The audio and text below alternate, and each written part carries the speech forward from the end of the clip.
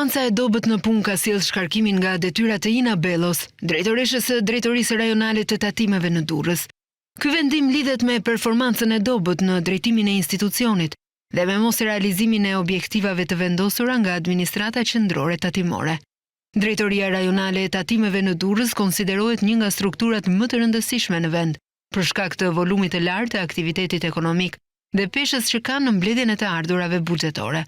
Pikërisht për këtë arsye, çdo problem në drejtimin e saj reflektohet drejt për drejt në rezultatet financiare dhe në funksionimin e administratës tatimore në terren.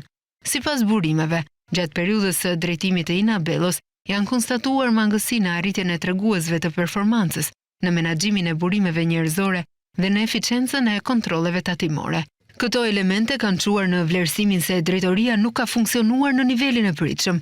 Largimi i saj vjen në një kohë kur administrata tatimore është nën presion për të rritur të ardhurat, për të luftuar informalitetin dhe për të garantuar trajtim të barabartë për biznesin. Në këtë kontekst, ndryshimet në drejtimin e strukturave rajonale shihen si pjesë e një procesi më të gjerë i organizimi dhe rritjeje të kontrollit mbi performancën e drejtuesve. Burimet thanë se Ina Bello u katapultua si drejtoresh tatimesh në Durrës pasi u përdor për të goditur biznese të caktuara. Bello i shërbeu e prorëve të saj duke keq përdorur funksionin si inspektore e tatimeve në Tiranë dhe për këtë keqpërdorje u shpërblye me postin e drejtoreshës së tatimeve në Durrës.